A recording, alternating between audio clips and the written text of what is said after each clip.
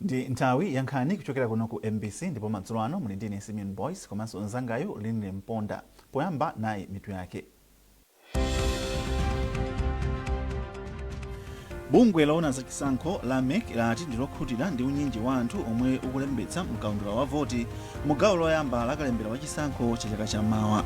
Apolisi akusunga mchitokosi mlembi wamkulu wa chipani cha UTM mayi Patricia Kaliati powaganizira kuti amafuna kuwalamula mlandu waukulu. Ndipo munkhani za msangulutso, bungwe la Copyright Society of Malawi Kosoma lagawa ndalama pafupifupi 1 billion kwacha kwa anthu aluso mdziko muno.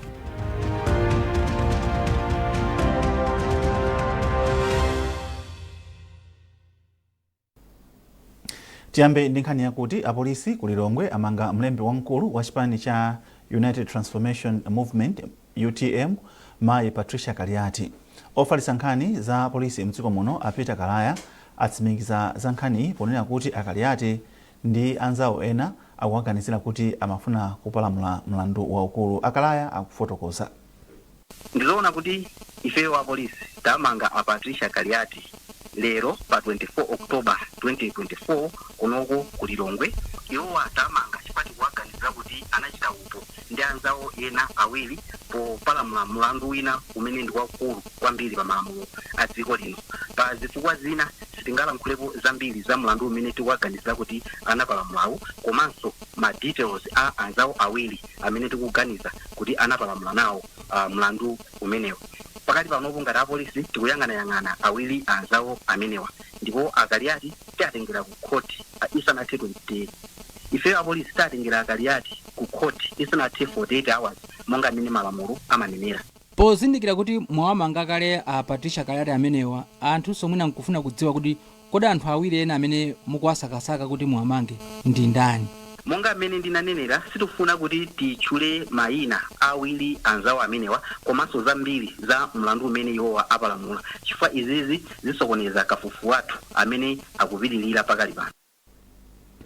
Ofesi yomva madandaulo a anthu ya Ombudsman yayamikira komiti ya zamalamulo ya Legal Affairs ya ku nyumba ya malamulo pothandiza ofesi kuti anthu achepetse kunyozera zigamulo zawo. Mkulu wa ofesi mayi Grace Malera alina izi mu mzinda wa Lilongwe pamene anakumana ndi komiti pamodzi ndi bungwe la Democracy Works Foundation pofuna kuunikira mmene zigamulo za Ombudsman zikuyendera. Yamikani Makanga walemba ripoti ili. Mkulu womva madandaulo a anthu Ombudsman a Grace Malera ati kuyambira chaka cha 2023 pomwe anakonza lamulo loyendetsera ntchito za ofesi, unduna wa zaumoyo wakwanitsa kumvera ndi kuchita zigamulo 89 mwa 100 zilizonse zomwe ofesi yapereka. Iwo ati ngakhale izi zili chonchi, maunduna ena, nthambi za boma ndi makampani ena akunyozera zigamulozi. Komiti imeneyi inatithandiza kwambiri chaka chathachi kuonetsetsa kuti lamulo la Ombudsman alisakatulanso ku Parliament ndipo kuli bill imene imakonza zina ndi zina mulamulo lathu imene timati Ombudsman Amendment Bill. Lamulo limene lija linadutsa mwakanthawi kochedwa mochikochepa ku cabinet komanso ku Parliament. Tikunena pano tili ndi lamulo la nyuwani kupyolera mu support ya ku Parliament. Tikuona kuti zinthu zikusintha ndipo zipitirira kusintha. Nkhani yonena kuti zigamulo za kwa Ombudsman anthu amazinyalanyaza samazigwiritsa ntchito idzipitirira kuchepa. Mkulu wa bungwe la Democracy Works Foundation Augustine Magolowondo anatsindika kufunika kwa komiti ponena kuti ikuthandizira kuti zigamulo za ofesi ya Ombudsman zizitsatidwa.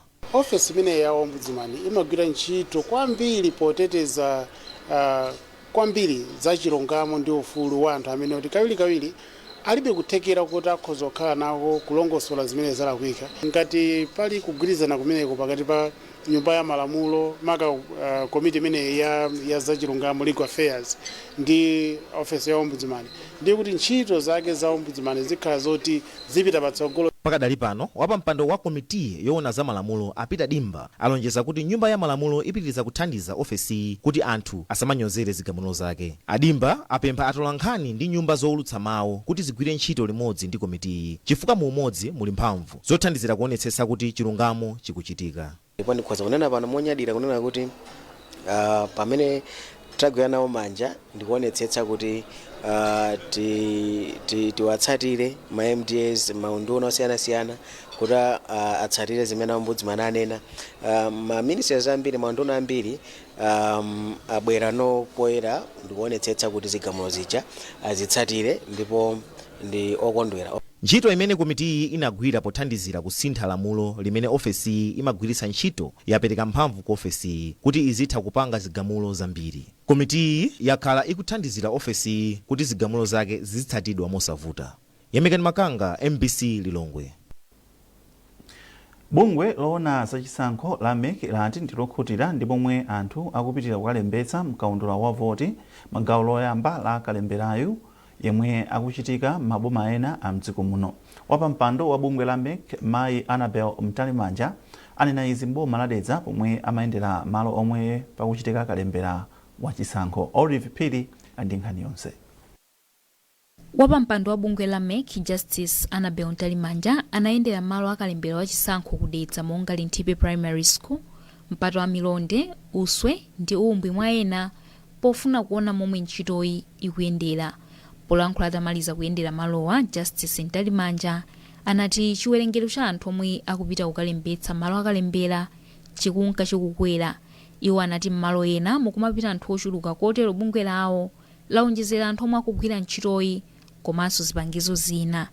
Takhala ndi masenta ena kuti kuli anthu ambiri tinayenera motero kuti tionjezere maoperators foti mu plan yathu timatumiza maoperator awiri koma chifukwa choti manambala achuluka kuti anthu asakhale panzere nthawi yayitali taonjezera maoperators kuti tithe kuwathandizira anthu mwansanga. Mlembi wamkulu wa bungwe loona zakalembera la National Registration Bureau Amphatso Sambo atayika kugwira ntchito ku bungwe lawo malo onse momwe mukuchitika kalembera kuti azithandizira ngati papezeka vuto lililonse lokhudza ziphaso zaunzika. Pali panopa tikuchita tikuvomereza munthu aliyense amene analembetsa pa center pomwepo kusonyeza kuti munthu wina sangabwere oti si Malawi oti sanalembetse kuti akwanitsa kulembetsa mavoti. Ndi ntchito yabwino kwambiri kuti tikugwira limodzi ndi ameki komanso tiwathandizira ameki kuti kalembera ameneyu ayende. Gawo loyamba la kalembera wachisankho linayamba pa 21 Oktoba ndipo lilekeza pa 3 Novemba. Chitipa, Karonga Town, Mzuzu City, Nkhotakota, Nchisi, Dedza, Salima, Mashinga ndi Chiladzulo ndi ena mwa maboma omwe kukuchitika kalembera wa gawo loyambali. Olive Pili, MBC, Dedza. Boma lalangiza mafumu mdziko muno kuti azitumikira anthu awo mosakondera komanso kugawa zinthu mokomera anthu onse kuti chitukuko chipite patsogolo. Nduna ya maboma ang'ono, umodzi komanso chikhalidwe a Richard Chibwendo Banda ndi omwe anena izi mboma la Nchewu pokweza mfumu Ganya ndi Champiti kukhala mafumu akulu. Austin Fukula walemba ripoti lomwe akuwerenga ndi Olive Pili. Poyankhula pa mwambowu a Chibwendo Banda anapereka chitsanzo cha mfumu yayikulu Champiti yomwe yatumikira mokhulupirika kuyambira mmene inalowa ufumu pa mpando wa sub-TA mchaka cha 1985. Mfumuyi inakhala TA mchaka cha 1995. Ndunayi inati pomwe boma likugawa chimanga kwa manja omwe alibe chakudya, mafumu aonetsetse kuti sakukondera posankha anthu olandira. Mafumu angodzipereka ongofunika kuti ifenso ngati anthu tiwamvere tiwapatse support kuti chilungamo chichitike. Komanso boma mukudziwa kuti munyengo inoyo imene timakhala ndi chakudya chochepa mdziko timatenganso chakudya kumagawa pang'ono kuti tichepetse ululu wa njala. Mafumu tikuwapempha kuti akhale patsogolo kuti njalayi ichepe chifukwa kupanda mafumu ndiye kuti sizingayende. Ndipo wachiwiri kwa nduna yoona maboma ang'ono, umodzi komanso chikhalidwe a Owen Jomanika anakaveka ufumu a Njolomole komanso Masasa boma lomwe la Nchewu kukhala mafumu akulu. A Jomanika apempha mafumu akuti mmene boma lawakweza pa udindowu akhale achitsanzo pomwe pakuveka mbiri zoti mafumu ena akumakhala moyo osalabadira zofuna za anthu awo. Alipo ena amene sakuchita bwino, amene anthu ena akumada andaula anthu awo. Mpezo oti kamulandu pang'ono abweretsa mbuzi pang'ono ilipira mano. Nje kuti anthu pena pake akuphinjika komanso kuonetsa chidwi pa chitukuko chakudera. Tikunena kuti ndi mphamvu kwa anthu decentralization. Kuteroko ma ADC aja mukafufuza malamulo amene amayang'anira ndi mfumu ndi tiye. Kukhanso kuteko full council mfumu tiye ndi member wa full council. Ntchito yawo kuonetsa chitukuko chipatsoko. Alipo ena makhanso amangojomba. Inkosi ya Makosi Gomani 5 yayamikira boma kamba kokweza mafumu anayi a Champiti, Aganya, Anjolomoli ndi Amasasa kukhala mafumu akulu. Apitirize kukhala mafumu abwino, mafumu achikondi, mafumu olimbikitsa anthu awo kugwira ntchito komanso ogawa nkupereka uthenga oyenera pa nthawi yakenso. Ncholinga kuti anthu awo azikhala odziwa zonse zimene zochitika m'madera mwawo m'dziko mwawo komanso kuwalimbikitsa umodzi ndi chikondi. Chifukwa choti anthu akakhala okondana umodzi wabwino wamphamvu adani amaso apolowera komanso chitukuko chimayenda bwino. Mtsogoleri wa dziko lino anakweza mafumu anayiwa mwezi wa April chaka chino kamba kuti mfumu yayikulu ya Maseko Ngoni Inkoskumani 5 anavomereza mayina awo pa udindowu. Mukuonera nkhani kuchokera kuno ku MBC ndipo muli ndine Simeon Boyce ndi nzangayo Linile Mponda. Tiyeni tionenso mitu yake. Bungwe laona za chisankho la MEC lati ndilokhutira ndi unyinji wa anthu omwe ukulembetsa mkaundula wa voti mu gawo loyamba la kalembera wa chisankho cha chaka chammawa. Apolisi akusunga mchitokosi mlembi wamkulu wa chipani cha UTM Mayi Patricia Kaliati powaganizira kuti amafuna kuwalamula mlandu waukulu. Ndipo munkhani za msangulutso, bungwe la Copyright Society of Malawi Kosoma lagawa ndalama pafupifupi 1 billion kwacha kwa anthu aluso mdziko muno.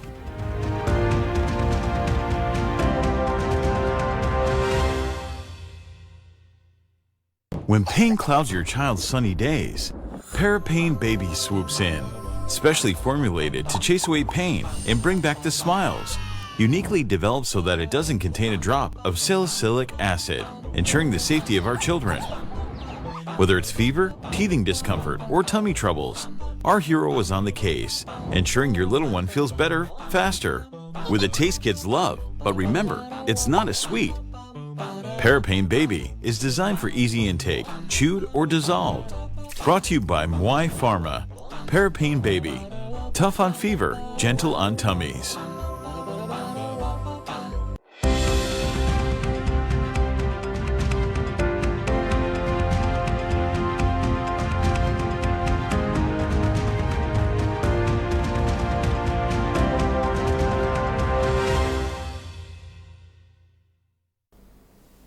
Tikupitirira ndi nkhani zathu. Bungwe la Copyright Society of Malawi Kosoma lapereka ndalama pafupifupi 1 billion kwacha kwa anthu aluso komanso ansangulutso mdziko muno. Ndalamazi ndi zomwe amazitolera anthu akamagwiritsa ntchito zipangizo za makono zofalitsira mauthenga. Polankhula pa mwambowu, nduna ya zamaboma ang'ono a Richard Chimwendo Banda ati boma ndilodzipereka potukula luso ndi za nsangulutso mdziko muno.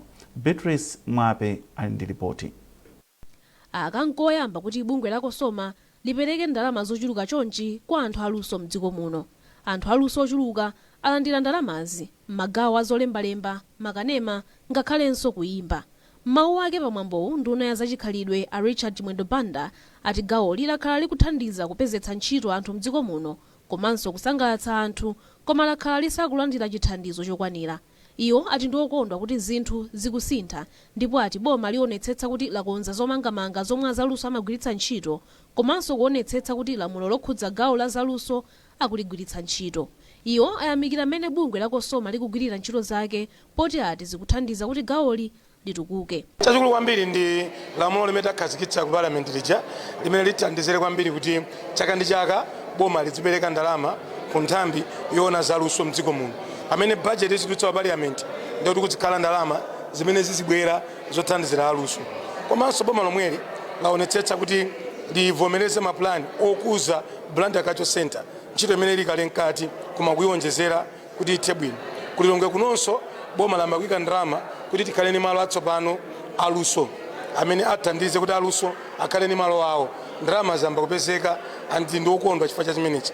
Mawu ake opampando wa bungwe la Kosoma, Mbusa Chimwemwe Mhango, wati bungwe lilionetsetsa kuti likuchita zinthu mwachilungamo, poonetsetsa kuti oyenera kulandira ndalamazi adzilandira malinga ndi momwe agwirira ntchito. Choyamba tikuyamika chifukwa boma kupyolera ku parliament kuti adavomereza kuti tikhoza kumatolera ndalama zimenezi ku MRA kuja ndi kugawa kwa anthu amene ali oyenera, ndipo zikutheka ndithu palibe china chilichonse chimene chikulephereka, kusonyeza kuti ngakhale boma layikapo mtima kuti anthu azaluso apeze zimene iwowo ayenera kupeza mu nthawi yake. Ndife onyadira kwambiri ndoyamika kwambiri chifukwa ngati mmene nanena kale izizi zikuchitika kunoko ku Malawi koma maiko ena sizikuchitika. Nde boma lathu tilinyadire komanso ofesi yathu tilinyadire pa luso limene layika kwambiri kuti anthu oyimba ndi azaluso ena onse asamavutike mdziko muno.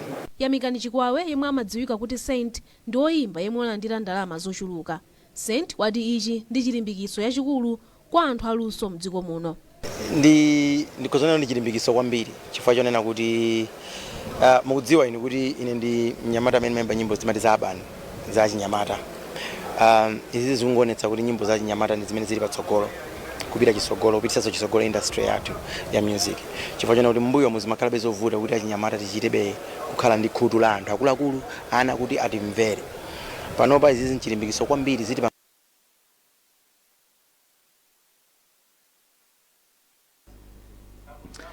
ndipo tili pa nkhani za nsangulutso zomwezi. Katswiri woyimba nyimbo za chamba cha reggae Winston Rodney yemwe amadziwika kwambiri kuti Burning Spear wafika mdziko muno kudzera pa bwalo la ndege la Kamuzu International mu mzinda wa Lilongwe. Oyimbayo akuyembekezeka kuyimba pa bwalo la Sivo mu mzindawu pomwe akumaliza ulendo wake wa maiko amuno mu Africa. Paul Mlowoka anali nawo ndipo akupereka chithunzithunzi cha momwe zinthu zinalili pomwe katswiriyo amafika. Chimwemwe chokhachoka pano pa bwalo la ndege la Kamuzu International pamene anthu akusangalala kuti katswiri oyimba nyimbo za chamba cha reggae amene dzina lake ndi Winston Rodney koma amadziwika kwambiri kuti Burning Spear wafika mdziko muno kudzera ndithu pa bwalo limeneli. Kunali anthu osiyanasiyana kumulandira akatswiri oyimba nyimbo za chamba cha reggae kuphatikizapo akuluakulu kuchokera ku chipembedzo cha Rastafarian chimene anatsogolera ndi mkulu wawo Fred Mwanamanga amene ali mkulu wa nyumba imene amati Nyabinge House kuja kukawale. Nalinso anthu osiyanasiyana amene ali ndithu pa mwambo umenewu kusangalala kuti mkuluyu akuwafika Malawi muno atayimba maiko osiyanasiyana. Wayimba ku Kenya, wayimba ku South Africa, wayimba ku Zambia komanso wayimbaso ku Zimbabwe.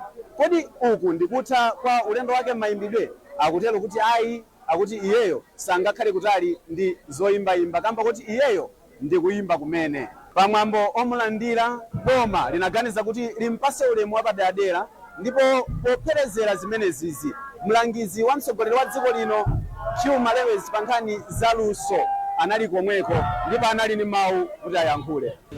Burning Spear tamulandira bwino ngati aku State House president athu Dr. Jagwera ndi munthu amene apanga support arts and culture in Malawi. Ndiye kuona status ya Burning Spear zimene wapanga all these years anachiona choyenera kuti timpatse VIP treatment ku Malawi konoko. Ndiye kulandiridwa ali manja mwa State House kufika mpaka na kunyamuka. Mmenemo ndithu chisangalalo chokhachoka kuno kuti iyayi katswiri uja wafika. Ndipo mawa akhala ndi mwambo woti anthu amene akufuna kukampasa moni akampase kuja ku Sunbed Hotel mu mzinda wa Lilongwe. Ndipo loweruka akhala ndithu akuyimba kuja ku Sivo Stadium. Ndine Paul Mlowoka kuchokera kuno ku bwalo la ndege la Kamuzu International Airport wa MPC. Ndipo munkhani za masewero kampani ya Niko yakhazikitsa uniform ya timu ya dziko lino ya mpira wa manja pomwe ikukonzekera masewero opimana mphamvu ndi timu ya South Africa omwe akhaleko kumayambiriro kuyambira kumapeto a mwezi uno. Ma uniformwa asokedwa mdziko muno ndi Lile Afonso. Praise Majawa ali ndi ripoti lomwe akuwerenga ndi Amin Musa. Bungwe loyendetsa masewero a mpira wa manja la Netball Association of Malawi NAM lili mu mgwirizano ndi kampani ya Niko wa zaka zitatu ndipo ndi ndalama zokwana 1 billion kwacha. Mkulu na zamalonda ku nthambi ya boma yona za masewero ya Malawi National Council of Sports Limbani Matola oyamikira kampani ya Niko pa luntha lake lokweza masewerowa. Mwa masiku ochepa atalengeza sponsorship imeneyi abweretsa uniform yapamwamba kwambiri imene yapangidwa mu dziko muno ndi wathu Lile Afonso, kiti yabwino kwambiri zimene zikuyankhula kwambiri nkhani ya masomphenya a boma kuti titukule makampani athu m'Malawi muno. Mkulu wa zamalonda ku Niko Lorin Mulenga wati kampani iyi ndi odzipereka kuthandiza timu iyi kuti iyambenso kuchita bwino ngati kale. Lile Afonso ananena amene amayankhula kuti amene asoka ma uniform a Malawi Queens ndi atsikana achichepere ama community yathu.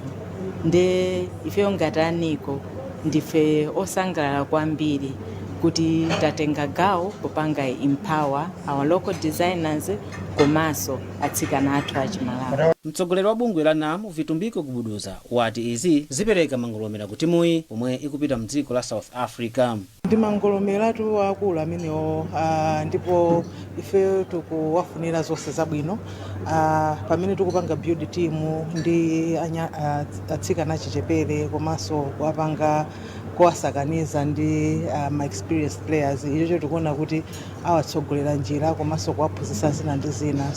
Timu ya Malawi isewera masewero opimana mphamvu ndi timu ya South Africa kuyambira pa 31 Oktoba mpaka pa 3 Novemba. Okonza ndondomeko za chipani cha Malawi Congress MCP ku chigawo cha kumpoto Asuzo mwa Rwanda ati kulimbikitsa chinyamata mdziko muno powapatsa zochita kuli ndi kuthekera kusintha makhalidwe awo. Amwa Rwanda anena izi pamapeto a mpikisano wa chikho chawo chomwe anachikhazikitsa kudera la mfumu yaikulu Kyungu mboma la Karonga. Lavmo Shawa ali ndi zambiri mu ripoti. Adakhazikitsa mpikisano wa chikho mboma la Karonga masiku apitawa. Mpikisanowu tsopano wafika kumapeto. Masewulowa anachitikira pa sukulu ya primary ya Changala pomwe timu ya Masado inagonjetsa timu ya Mwaulambo ndi zigoli ziwiri kwa chimodzi. Poyankhula pamapeto pa mpikisanowu mlembi wokonza ndondomeko za chipani cha MCP ku chigawo cha kumpoto Asuzo mwa Rwanda anati chikhochi chathandizira kusintha makhalidwe pakati pa chinyamata chifukwa akhala otangwanidwa. Amarwanda anatinso ali ndi chikhulupiriro kuti umodzi ndi mtendere zipitirira pakati pa chinyamata ambomali pokhala ndi madera opanda ziwawa pa zisankho. Mtaraza chakwera akuika chidwi kwa achinyamata kuti tizapanga empower. The empowerment imeneyo ndime tukuchitika pano. Ndiponso mmene zili apa tidakaliso ndikupitirirabe kuti anyamata azikhala zochita. Kansala wa dera la Rukulu a Gift Mwale anati mpikisanowo unali ofunika kuzindikiritsa anthu kuti akalembetse mkaundula wa zisankho za chaka chamawa. Nkhani za mpira zimene zikumalimbikitsa anthu kumachita sensitize kuti tiyeni tonse tikalembetse kuti tikavote kuzasankha atsogoleri amene tikuwafuna. Mmodzi mwa mamembala a chipani cha MCP a Abraham Mankhwawa anayamikira Amwa Rwanda powapatsa zochita achinyamata ndipo wapempha anthu ndi omwe akufuna kuzapikisana nawo pa chisankho kuti awapatse achinyamata zochita m'madera awo ndi cholinga choti achinyamatawo apindule. Ndiponso mashado anzanga atisatengepo mbali kupanga zinthu zimene zizi. Even ma MP kumene amene ma MP azitengapo galo. Pakadali pano a group Mwawembe amderali apempha Amwa Rwanda kuti abwerenso ndi mpikisano wina mtsogolomo. Mpikisanowo unali wa ndalama zokwana 500,000 kwacha. Timu ya Masado inalandira ndalama zokwana 200,000 kwacha pokhala akatswiri ndipo timu ya Mwaulambo inalandira ndalama zokwana 150,000 pokhala achiwiri. Ndipo pomaliza nkhanizi nayinso mitu yake. Bungwe laona za chisankho la MEC lati ndilokhutira ndi unyinji wa anthu omwe ukulembetsa mkaundula wa voti mu gawo loyamba la kalembera wa chisankho cha chaka chammawa. Apolisi akusunga mchitokosi mlembi wamkulu wa chipani cha UTM Mayi Patricia Kaliati powaganizira kuti amafuna kuwalamula mlandu waukulu. Ndipo munkhani za msangulutso bungwe la Copyright Society of Malawi Kosoma lagawa ndalama pafupifupi 1 billion kwacha kwa anthu aluso mdziko muno.